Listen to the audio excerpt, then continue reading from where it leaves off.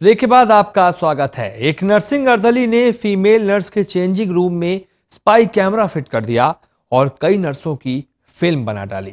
आप सुनकर चौंक सकते हैं, पर यह हुआ है रोहिणी में एशिया के सबसे बड़े cancer hospital Rajiv Gandhi cancer institute and research centre में। इसका खुलासा होने के बाद विजय विहार थाना पुलिस ने आरोपी संदीप शर्मा को गिरफ्तार कर लिया है। हॉस्पिटल के चेंजिंग रूम में स्पाई कैमरा, नर्स के कपड़े बदलते समय की तस्वीरें लेने के लिए लगाया कैमरा। ये सब हुआ एशिया के सबसे बड़े अस्पताल Rajiv Gandhi cancer and research centre में। रोहिणी के विजय विहार थाना पुलिस के हत्थे चढ़ा ये वही शख्स है जिसने इस अस्पताल के ऑपरेशन थिएटर के साथ लगते चेंजिंग रूम में स्पाई कैमरा लगाया। लेकिन अस्पताल के ही एक कर्मचारी की नजर इस पर पड़ गई और उसने इसकी सूचना अस्पताल के बड़े अधिकारियों को दी। अस्पताल ने इसकी जांच की और संदीप नाम के इस शख्स को पुलिस के हवाले कर दिया। सोनीपत का रहने वाला संदीप पिछले 1 साल से अस्पताल में नर्सिंग अर्दली का काम करता है। इस युवक ने ये कैमरा क्यों और कब लगाया, पुलिस इसकी जांच कर रही है। राजीव गांधी अस्पताल प्रशासन का कहना है कि समय रहते ही इस युवक की करतूत का पता लग गया था, लिहाजा वो ज्यादा वीडियो बना नहीं पाया। जो इशू है, ये दूसरा मेल स्टाफ जो हमारा ड्रेस चेंज करने गया था उसने नोटिस किया। इमीडिएटली वो कैमरा उन्होंने रिमूव करके अपने इमीडिएट सुपरवाइजर को दे दिया। सुपरवाइजर ने उसमें ऑन ड्यूटी डीएमएस को हैंडओवर किया और eventually we called up our internal complaint committee. उसमें हमने डिस्कस करके we decided matter to be handed over to police for further investigations और मैटर अभी इन्वेस्टिगेशंस में चल रहा है। पुलिस अब पूरे मामले की जांच कर रही है और ये भी पता लगाया जा रहा है कि आखिर इस घिनौनी हरकत की वजह क्या है। क्या संदीप महिला नर्स की फिल्म बनाकर उसे ब्लैकमेल करना चाहता था या फिर उसका अपना कोई और मकसद था। संदीप की गिरफ्तारी के बाद राजीव गांधी अस्पताल प्रशासन का कहना है कि वो अस्पताल की सुरक्षा को लेकर सतर्क है और यही वजह है कि संदीप की ये करतूत समय रहते पकड़ में आ गई और अस्पताल की शिकायत पर विजय विहार थाना पुलिस ने उसे गिरफ्तार कर लिया। बहरहाल अस्पताल अपनी सफाई जरूर दे रहा है, लेकिन अस्पताल में स्पाई कैमरा लगाने की ये वारदात वाकई कई सवाल खड़े करती है। दिल्ली से टोटल न्यूज के लिए हर्षित मिश्रा की रिपोर्ट। चेंजिंग रूम में कैमरा लगाने की ये कोई पहली घटना नहीं है। इससे पहले भी कई बार हिडन स्पाई कैमरे पकड़े गए हैं।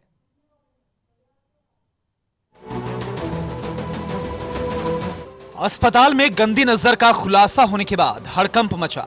पुलिस और प्रशासन सख्त दिखा, लेकिन इस तरह की शरारत छिप छिप कर कई बार हो चुकी है।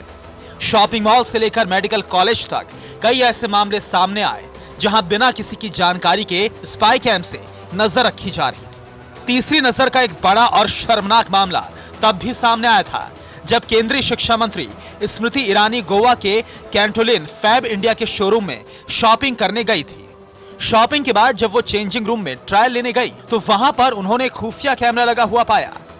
कैमरा देखने के बाद इसकी पड़ताल के लिए स्थानीय विधायक माइकल लोबो तक वहां पर पहुंच गए। काफी बवाल हुआ और उसके बाद दिल्ली एनसीआर के सभी शॉपिंग मॉल में तलाशी अभियान भी शुरू किया गया।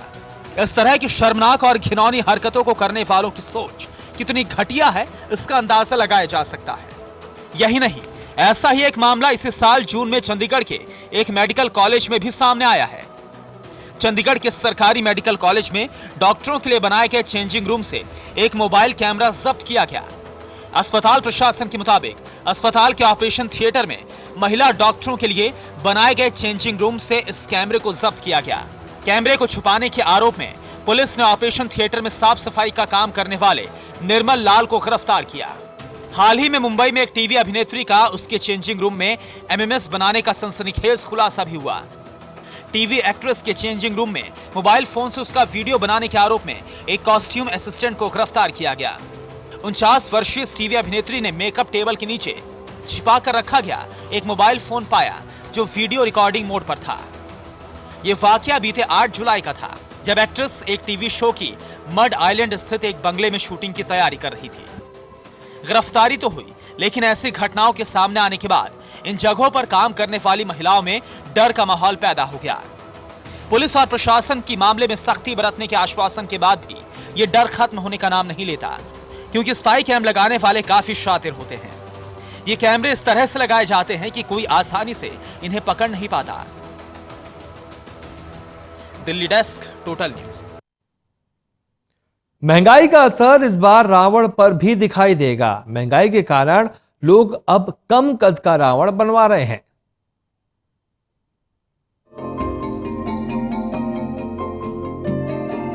महंगाई की मार से हर कोई त्रस्त है। लंकापति रावण का कद भी बढ़ती महंगाई के आगे छोटा होता जा रहा है। देश की राजधानी दिल्ली के दतारपुर गांव में रावण, कुंभकर्ण और मेघनाथ के पुतले बनकर तैयार खड़े हैं, लेकिन इस बार इन पुतलों की लंबाई पिछले साल से कुछ कम है। दतारपुर गांव में तैयार होने वाले पुतले उत्तर प्रदेश, हरियाणा, पंजाब समेत तमाम राज्यों में जलाए जाते हैं। हर साल की तरह इस साल भी इनके खरीदारों की संख्या में कोई कमी नहीं आई, लेकिन महंगाई ने इस बार रावण के कद को घटा जरूर दिया है। इस साल बाजार में तैयार पुतलों के दाम करीब 300 रुपए प्रति फुट हैं। बहुत महंगा ये छोटा सा रावण में 5,000 में मिला। ये देख रहे हैं तो कुछ भी नहीं है। कितना फर्क पड़ता है? कितना फर्क है रावण? पिछली बार भी हर बार खरीदता हूँ, कितना पिछली बार से 1500 का फर्क है। 1500 का फर्क है। पहले क्या रेट लिया था, अब क्या रेट लग रहा है आपको? पहले 3500 का लिया था यही राउंड सेम, और इस बार 5,000 का। कम से कम 2 से 3 हज़ार रुपये तो महंगा है। 2 से 3 हज़ार रुपये महंगा जा रहा है इस बार। और मतलब रावण भी काफ़ी बनाया। पिछली बार तो कम थे, बरसात की वजह से काफ़ी माल इनका खराब भी हुआ था। इस बार रावण भी अच्छा खासा बनाया है इन्होंने। है, चल रहा है। पिछले कई सालों से रावण बनाने वाले कारीगरों की माने तो पुतले बनाने में लगने वाली सामग्री जैसे बांस, धोती, कागज और मजदूरी समेत सभी चीजें महंगी हो गई हैं, जिससे लागत बढ़ गई है। रावण के पुतले बनाने में सबसे ज्यादा इस्तेमाल होने वाले बांस की कीमत 1200 से 1500 रुपए कौड़ी की है। लागत बढ़ने के कारण तैयार पुतले महंगे हैं, लेकिन लोग इतने ज्यादा पैसे खर्च करना नहीं चाहते। ऐसे में पुतलों की लंबाई घटाकर ही उनको सस्ता किया जा सकता है। इसी वजह से कम लंबाई के पुतलों की डिमांड ज्यादा है। सबसे ज्यादा डिमांड 25 से 30 फुट लंबे रावण की है। रावण के खरीदार इस महंगाई से परेशान हैं। महंगाई तो है, हर चीज की है। तार भी महंगाई है, बांस भी, कागज, सब साड़ी वाड़ी है, सब लाते हैं। कागज भी लाते हैं। ऑर्डर आते रहते हैं, जिसे पड़ता है ना वही लेता है। कस्टमर बोलते कि इससे सस्ता तो आगे मिल रहे हैं, वहाँ पर जाते उसमें थोड़ा हमारे से जो कम रेट बता देता, फिर कहते हैं कि इससे आगे और सस्ता मिल रहा है। कस्टमर ये बोलते हैं। महंगाई का कितना असर पड़ा इस बार रावण पे? रावण पे बहुत असर पड़ गया है। जहाँ जैसे 50,000 रुपए की लागत लगती थी, वहाँ पर अब 75,000 रुपए की लागत लग रही है।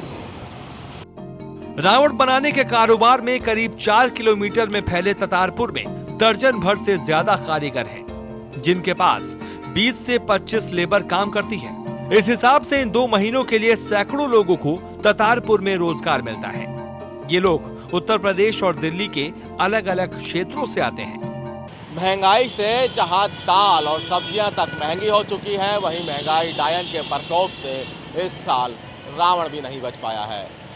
कैमरामैन कपिल बेदी के साथ विनय सिंह, टोटल न्यूज। एक छोटा सा ब्रेक, फौरन हाजिर होते हैं।